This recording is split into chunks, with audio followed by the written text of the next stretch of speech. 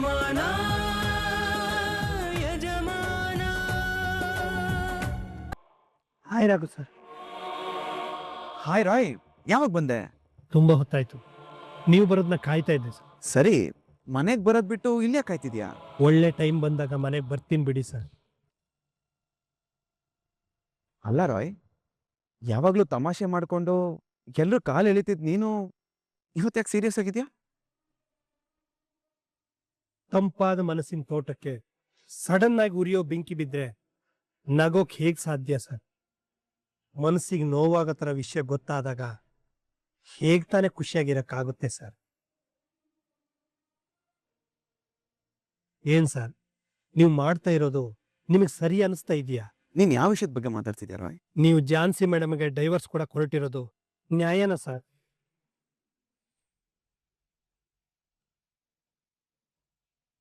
Jhansi madam ನಿಮಗೋಸ್ಕರ, ನಿಮ್ ಪ್ರೀತಿಗೋಸ್ಕರ ಹೇಗಿದ್ದವ್ರು ಹೇಗ್ ಬದಲಾಗಿದ್ದಾರೆ, ಏನೆಲ್ಲ ಬಿಟ್ಟು ಬಂದಿದ್ದಾರೆ ಅಂತ ನಿಮಗೆ ಹೊಸದಾಗಿ ಹೇಳ್ಬೇಕಾಗಿಲ್ಲ ಅಲ್ವಾ ಸರ್? ನಿಮ್ಮ ಪ್ರೀತಿ ಒಂದಿದ್ರೆ ಸಾಕು ಅಂತ ಎಲ್ಲವನ್ನು ಬಿಟ್ಟು ಬಂದವರು ಸರ್ ನಮ್ ಝಾನ್ಸಿ ಮೇಡಮ್ಮು. ಅಂಥವ್ರನ್ನ ದೂರ ಮಾಡೋದು ಅಂದ್ರೆ ಬಿರುಗಾಳಿಲಿ ಹಾರಾಡೋ ಗಾಳಿಪಟನ ಬಿಟ್ಟಂತೆ ಸರ್. ಇದಕ್ಕೆಲ್ಲ ನಿಮ್ ಮನಸಾಕ್ಷಿ ಒಪ್ಪಿದ್ಯಾ ಸರ್? ನೀವಿಬ್ರು ಚೆನ್ನಾಗಿದ್ದೀರಾ? ಅಪ್ಪಿತಪ್ಪಿ ನಿಮ್ಮಿಬ್ರ ಮಧ್ಯ ಸಣ್ಣ ಪುಟ್ಟ ಮನಸ್ತಾಪ ಇದ್ದು, ಝಾನ್ಸಿ ಮೇಡಮ್ ಮೇಲೆ ನಿಮ್ಮ ಮನೆಯವರಿಗೆಲ್ಲ ಕೋಪ ಇದ್ರು ಅದು ಸರಿ ಹೋಗಿ ಅನ್ಯೋನ್ಯವಾಗಿ ಇರ್ತೀರಾ? ನನ್ನ ಮೊಮ್ಮಗಳನ್ನ ಜೋಪಾನವಾಗಿ ನೋಡ್ಕೋತೀರಾ ಅನ್ನೋ ಧೈರ್ಯದಲ್ಲಿ ಯಜಮಾನ್ರು ಸಂತೋಷವಾಗಿದ್ದಾರೆ ಸರ್. ಝಾನ್ಸಿ ಮೇಡಮ್ ಖುಷಿಯಾಗಿದ್ದಾರೆ ಅಂದಮೇಲೆ ತನಗಿರೋ ಕಾಯಿಲೆ ಎಲ್ಲ ಹೊರಟೋಗಿದೆ ಅನ್ಕೊಂಡು ಶುಗರ್ ಮಾತ್ರೆ ತಗೊಳ್ಳೋದೇ ಬಿಟ್ಟು ಬಿಟ್ಟಿದ್ದಾರೆ ಸರ್. ಅಷ್ಟು ಖುಷಿಯಾಗಿರೋ ಯಜಮಾನ್ರಿಗೆ ಈ ವಿಷಯ ಗೊತ್ತಾದ್ರೆ ಏನಾಗುತ್ತೋ? ಬಹುಶಃ ಪ್ರಾಣನೇ ಬಿಟ್ಟು ಬಿಡ್ಬೋದು.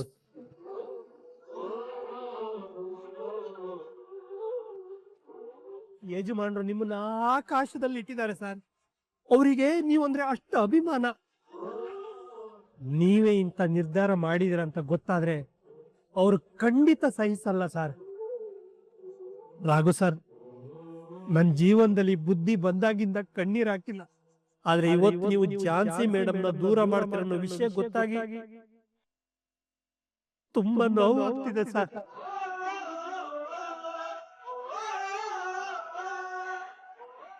ಝಾನ್ಸಿ ಮೇಡಮ್ ನಿಮ್ ಮೇಲೆ ಪ್ರಾಣನೇ ಇಟ್ಕೊಂಡಿದ್ದಾರೆ ಸರ್. ಅವ್ರ ಮನ್ಸು ತುಂಬಾ ಒಳ್ಳೇದು ಸರ್. ಈಗ ಈಗ ಅವ್ರ ಸುತ್ತಮುತ್ತ ಎಲ್ಲ ಶತ್ರುಗಳೇ ತುಂಬಿಕೊಂಡಿದ್ದಾರೆ. ಇಂಥ ಸಮಯದಲ್ಲಿ ನೀವು ಅವ್ರ ಕೈ ಬಿಡಬೇಡಿ ಸರ್. ಪ್ಲೀಸ್ ಸರ್, ಕೈ ಬಿಡಬೇಡಿ ಸರ್.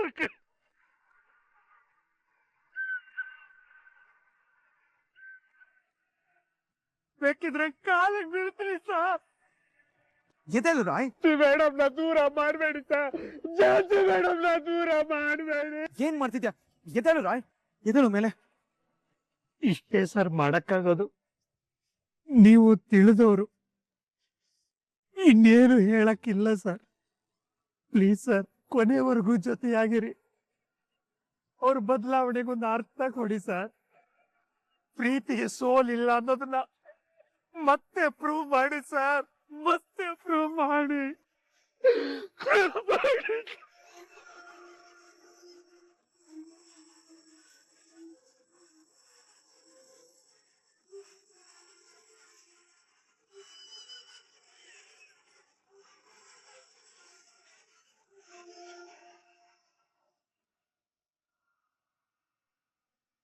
ಅತ್ಗೆ, ಹಾ ಸಂಗೀತ, ನೀವು ದೇವಸ್ಥಾನಕ್ಕೆ ಹೋಗಿ ಬೇಡ್ಕೊಂಡ್ ಬಂದಿದ್ದು ಮತ್ತೆ ಈ ಮನೇಲಿ ಉಳ್ಕೋಬೇಕು ಅಂತ ನೀವು ಮಾಡ್ತಾ ಇರೋ ಪ್ರಯತ್ನಗಳಿಗೆ ಹ್ಯಾಟ್ಸ್ ಆಫ್ ಅದ್ಗೆ.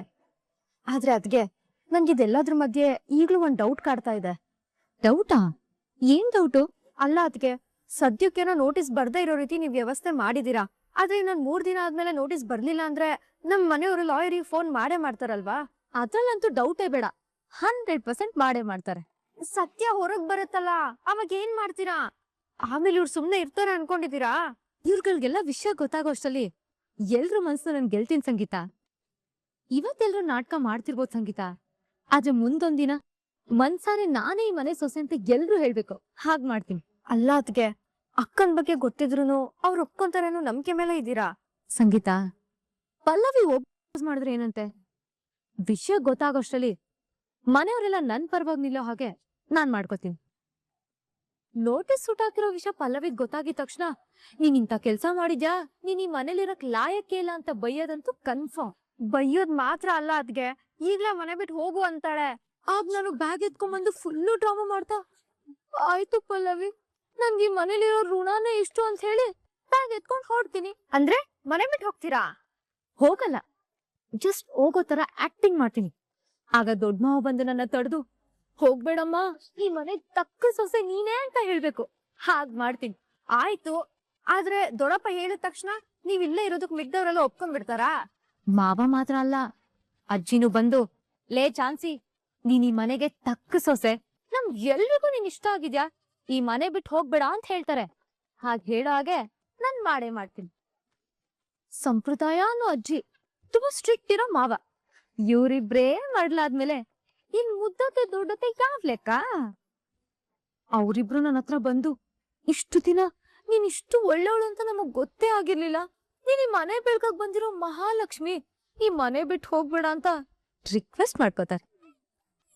ಇವರೆಲ್ಲ ಓಪನ್ ಅಪ್ ಆದ್ಮೇಲೆ ಇನ್ನು ನಿಮ್ ಅಣ್ಣ ಸುಮ್ನಿರ್ತಾನೆ ಅನ್ಕೊಂಡಿದ್ಯಾ? ಖಂಡಿತ ಇಲ್ಲ. ಇಷ್ಟು ದಿನ ತನ್ ಮನ್ಸಲ್ಲಿದ್ದ ಪ್ರೀತಿನ ಹೊರಗಡೆ ಹಾಕೇ ಹಾಕ್ತಾನೆ. ಆಮೇಲೆ ನಿಮ್ ಅಣ್ಣ ಬಂದು, ಮೇಡಮ್, ನೀವೇ ನನಗ್ ಪರ್ಫೆಕ್ಟ್ ಜೋಡಿ, ಈ ಯಜಮಾನನ ಒಂಟಿ ಮಾಡಿ ಹೋಗ್ಬೇಡಿ, ನೀವಿಲ್ದೆ ನನಗ್ ಬದುಕೋದಕ್ಕಾಗಲ್ಲ ಅಂತ ರಿಕ್ವೆಸ್ಟ್ ಮಾಡ್ಕೊಳ್ತಾನೆ. ಈ ರೀತಿ ಅವ್ರ ಮನ್ಸಲ್ಲೆಲ್ಲ ಜಾಗ ಮಾಡ್ಕೊಂಡು ಈಗ ನಾನ್ ಹೇಳೋ ಹಾಗೆ ಮಾಡೇ ಮಾಡ್ತೀನಿ. ನನಗ್ ಬೇಕಾಗಿರೋದು ಅದೇ. ಅದ್ಗೆ ನೀವ್ ಹೇಳ್ದಾಗೆ ನಡೆದ್ಬಿಟ್ರೆ ನನ್ನಷ್ಟು ಖುಷಿ ಪಡೋರು ಇನ್ಯಾರು ಇಲ್ಲ. ಆದ್ರೆ ಅದು ಸಾಧ್ಯನಾ? ನೀವ್ ಅನ್ಕೊಂಡಿರೋಗೆ ಅವ್ರೆಲ್ರನ್ನೂ ಗೆಲ್ಲೋದ್ ಹೇಗೆ? ಮನ್ಸ್ ಮಾಡಿದ್ರೆ ಅಸಾಧ್ಯ ಅನ್ನೋದು ಯಾವ್ದೂ ಇಲ್ಲ ಸಂಗೀತ. ಯಾರ್ಯಾರ ವೀಕ್ನೆಸ್ ಏನು ಅಂತ ತಿಳ್ಕೊಂಡು ಎಲ್ರನ್ನೂ ಬುಟ್ಟಿಗೆ ಹಾಕೋತೀನಿ. ದೊಡ್ಡ ಮಾವನ್ ವೀಕ್ನೆಸ್ ಏನ್ ಹೇಳು? ಅವ್ರ ಬಿಡಿ, ಅದ್ಗೆ ಯಾರಾದ್ರೂ ಸ್ವಲ್ಪ ಹೋಗ್ಬಿಟ್ರೆ ಸಾಕು, ಫುಲ್ ಫ್ಲಾಟ್ ಆಗೋಗ್ಬಿಡ್ತಾರೆ. ಇಷ್ಟ ಸಾಕಲ್ವಾ ಅವ್ರ ಮನ್ಸ್ ಗೆಲ್ಲೋದಕ್ಕೆ? ನೋಡ್ತಿರು, ಮೊದ್ಲು ಅವ್ರ ಮನ್ಸಲ್ಲೇ ನಾನ್ ಜಾಗ ಮಾಡ್ಕೊಳ್ತೀನಿ. ಓಕೆ ಅದ್ಗೆ, ನಿಮ್ ಆಪರೇಷನ್ ದೊಡ್ಡಪ್ಪಂಗೆ all the best. Thank you ನನ್ ಮುದ್ದಿನ ನಾದ್ನಿ. ಸರಿ ಆಯ್ತು, ನನ್ ಜಾಸ್ತಿ ಟೈಮ್ ಇಲ್ಲ, ಈಗ್ಲಿಂದಾನೇ ಎಲ್ರ ಮನ್ಸು ಗೆಲ್ಬೇಕು. ದೊಡ್ಡ ಮಾವ, ಹೌದಾ? ನಿಮ್ ಸೊಸೆ ಅಷ್ಟೊಂದ್ ಒಳ್ಳೆಯವಳ? ಅಯ್ಯೋ, ಅದನ್ ಕೇಳ್ತಿದ್ದೀರಲ್ಲ, ನಮ್ ಮನೆಯವ್ರು ಹೇಳ್ದಾಗೆ ಅವಳು ಚಿನ್ನ ಸ್ಪೂನ್ ಅನ್ನ ಬಾಯಲ್ಲಿ ಇಟ್ಕೊಂಡು ಹುಟ್ಟಿದ್ರು ನಮ್ಮಂತ ಮಿಡ್ಲ್ ಕ್ಲಾಸ್ ಫ್ಯಾಮಿಲಿಗೆ ತುಂಬಾ ಚೆನ್ನಾಗಿ ಹೊಂದ್ಕೊಂಡು ಬದುಕ್ತಿದ್ದಾಳೆ ಮೇಡಮ್. ಈ ಮನೆಗ್ ಬಂದಾಗ ಅವಳಿಗೆ ಏನು ಅಂದ್ರೆ ಏನು ಗೊತ್ತಿರ್ಲಿಲ್ಲ. ನಾವೆಲ್ಲ ಅನ್ಕೊಂಡಿದ್ವಿ ಮೇಡಮ್, ಈ ಮನೇಲಿ ಬದುಕೋದೇ ತುಂಬಾ ಕಷ್ಟ ಅಂತ. ಆದ್ರೆ ನಮ್ಗೆಲ್ರಿಗೂ ತುಂಬಾ ಚೆನ್ನಾಗಿ ಅಡ್ಜಸ್ಟ್ ಆಗಿ ಬದುಕ್ತಾ ಇದ್ದಾಳೆ. ಇಂಥ ಕೆಲ್ಸ ಬರಲ್ಲ ಅನ್ನಂಗಿಲ್ಲ, ಎಲ್ಲಾ ಕೆಲ್ಸನೂ ಮಾಡ್ತಾಳೆ. ನಮ್ ಮನೆಯವರು ಯಾವಾಗ್ಲೂ ಒಂದ್ ಮಾತು ಹೇಳ್ತಾ ಇರ್ತಾರೆ, ಆಸಕ್ತಿ ಇದ್ದವನಿಗೆ ಆಲೂಗಡ್ಡೆ ಕೂಡ ಫ್ರೆಂಚ್ ಫ್ರೈ ಆಗಿ ಕಾಣಿಸುತ್ತಂತೆ, ಅದೇ ಆಸಕ್ತಿ ಇಲ್ದವನಿಗೆ ಚಿನ್ನದ ಮೊಟ್ಟೆನು ಕಳ್ಸಕ್ ಕಷ್ಟ ಅಂತೆ. ಅದ್ರಲ್ಲಿ ನಮ್ ಜಾನ್ಸಿ ಮೊದಲನೇ ಗುಂಪಿ ಸೇರ್ದೋಳು, ಆಸಕ್ತಿಯಿಂದ ಎಲ್ಲ ಕೆಲ್ಸನೂ ಮಾಡ್ತಾಳೆ. ಒಂದೇ ಮಾತಲ್ಲಿ ಹೇಳ್ಬೇಕಂದ್ರೆ ನಮ್ ಜಾನ್ಸಿ ನಮ್ಮೆಲ್ರಿಗೂ ಅಚ್ಚುಮೆಚ್ಚಿನ ಸೊಸೆ ಅಂತ ಹೇಳೋದ್ರಲ್ಲಿ ಎರಡು ಮಾತಿಲ್ಲ.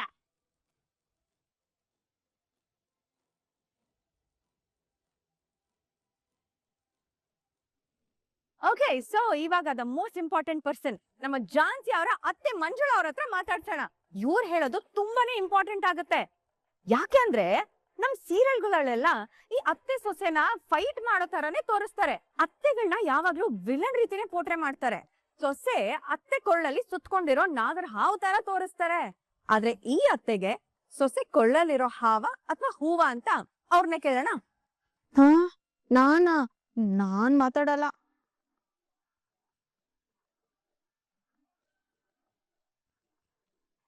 ಯಾಕೆ ಮಂಜುಳಾ ಅವ್ರೆ, ನಿಮ್ ಸೊಸೆ ಬಗ್ಗೆ ಮಾತಾಡೋದಕ್ಕೆ ನಿಮ್ಗೆ ಇಷ್ಟ ಇಲ್ವಾ? ಅದು ಹಾಗಲ್ಲಮ್ಮ, ಸ್ವಲ್ಪ ಸಂಕೋಚ ಜಾಸ್ತಿ. ಅಲ್ಲ, ಯಾಕೆ ಮಾತಾಡಕ್ ಸಂಕೋಚ ಪಡ್ತೀಯ? ಮಾತಾಡುವ. ಮಂಜುಳಾ, ಕ್ಯಾಮ್ರಾ ಇದೆ, ಟಿವಿಲ್ ಕೊಡ್ತೀರಿ, ಮಾತಾಡು, ಏನು ಆಗಲ್ಲ. ಸರಿ.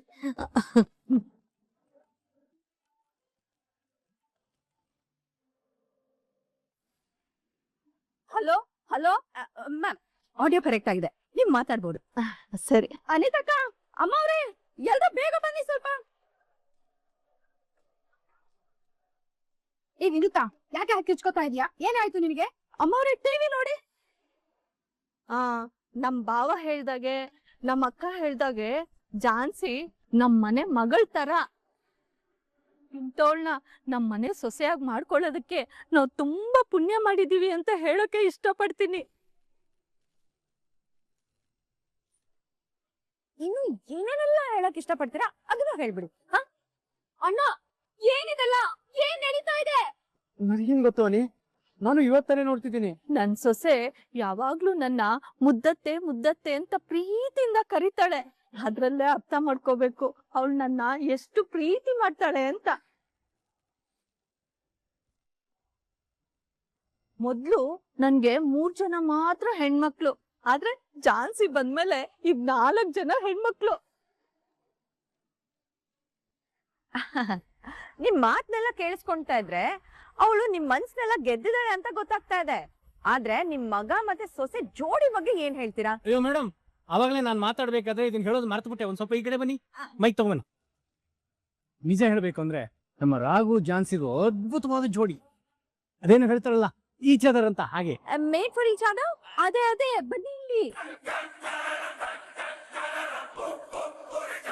ನಮ್ ಜಾನ್ಸಿ ಬರೀ ಮನೆ ಮೆಚ್ಚಿದ ಸೊಸೆ ಮಾತ್ರ ಅಲ್ಲ, ನನ್ ಮಗನ್ ಮನ್ಸು ಮೆಚ್ಚಿದ ಮುದ್ದಿನ ಹೆಂಡತಿ.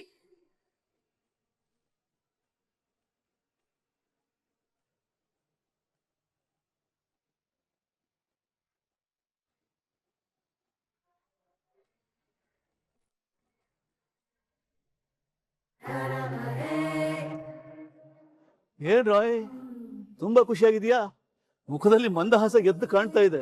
ಏನ್ ಸಮಾಚಾರ? ಸರ್, ಯಾವ್ದಾದ್ರೂ ಒಂದು ಒಳ್ಳೆ ಕೆಲಸ ಮಾಡಿದ್ರೆ ಎಷ್ಟು ಆತ್ಮತೃಪ್ತಿ ಆಗುತ್ತಲ್ವಾ, ಆ ಅನುಭವ ಇವತ್ತು ನನಗೆ ಆಗ್ತಾ ಇದೆ ಸರ್. ನಿಜ ರಾಯ್, ಒಂದು ಆತ್ಮತೃಪ್ತಿ ಸಂತೃಪ್ತಿ ಬರೀ ಒಳ್ಳೆ ಕೆಲಸ ಮಾಡೋರ್ಗ್ ಮಾತ್ರ ಅನುಭವ ಬಂದಿರುತ್ತೆ. ಇವಾಗ ಅದೇನಂತ ಒಳ್ಳೆ ಮಹಾನ್ ಕೆಲ್ಸ ಆಯ್ತು? ಅದೇ ಏನ್ ಒಳ್ಳೆ ಕೆಲ್ಸ ಮಾಡ್ಕೊಂಡ್ ಬಂದೆ ಅಂತ ಕೇಳಿದೆ. ಅದು ಝಾನ್ಸಿ ಮೇಡಮ್ಗೆ ರಾಘು ಸರ್ತಿ ಹತ್ರ ಜೀವನ ಕಟ್ಕೊಳ್ಳೋದಕ್ಕೆ ಮಾಡ್ತಿರೋ ಪ್ರಯತ್ನಕ್ಕೆ ನಂದು ಇನ್ನು ಕಾಣಿಕೆ ಕೊಡ್ಬೇಕು ಅಂತ ನನ್ನ ಮನಸ್ಸೊಳಗಡೆ ತುಂಬಾ ದಿನದಿಂದ ಆಸೆ ಇತ್ತು ಮೇಡಮ್. ಆ ಒಂದು ಪ್ರಯತ್ನದಲ್ಲಿ ನಾನಿವತ್ತು ಸಫಲನಾಗಿದ್ದೀನಿ ಅನ್ನೋ ಒಂದು ಸಣ್ಣ ಆಶಾ ಭಾವನೆನೆ ನನ್ನ ಈ ಖುಷಿಗೆ ಕಾರಣ ಮೇಡಮ್. ಅಂದ್ರೆ ಇವಾಗ ನೀನು ಏನ್ ಮಾಡ್ಬಿಟ್ ಬಂದೆ? ಅಂತದ್ದೇನಿಲ್ಲ ಮೇಡಮ್, ಗೊತ್ತಿರೋರೊಬ್ರು ಹೇಳಿದ್ರು, ಅಲ್ಲೊಂದು ದೇವಸ್ಥಾನ ಇದೆ, ನಿಮ್ಗೆ ಯಾರಾದ್ರೂ ಒಳ್ಳೆ ಅಂತ ಬಯಸಿ ಹರಕೆ ಮಾಡ್ಕೊಂಡು ಅಲ್ಲಿ ಪೂಜೆ ಮಾಡಿದ ಕಂಕಣ ತಗೊಂಡೋಗಿ ಅವ್ರಿಗೆ ಕಟ್ಟಿದ್ರೆ ಅವರಿಗೂ ಒಳ್ಳೇದಾಗತ್ತೆ, ನಿಮ್ ಬೇಡಿಕೆನು ಈಡೇರುತ್ತೆ ಅಂತ ಹೇಳಿದ್ರು. ಅದಕ್ಕೆ ನಾನಿವತ್ತು ಝಾನ್ಸಿ ಮೇಡಮ್ಗೆ ಒಬ್ಬ ಅಣ್ಣನಾಗಿ ದೇವಸ್ಥಾನಕ್ಕೆ ಹೋಗಿ ಹರಕೆ ಕಟ್ಕೊಂಡು ಸಂಕಲ್ಪ ಮಾಡಿದ ಕಂಕಣನ ಝಾನ್ಸಿ ಮೇಡಮ್ಗೆ ಕಟ್ಬಿಟ್ಟು ಬಂದೆ. ಆಗಿಂದ ಮನ್ಸಿಗೆ ಏನೋ ನೆಮ್ಮದಿ, ನಿರಾಳತೆ ಭಾವ.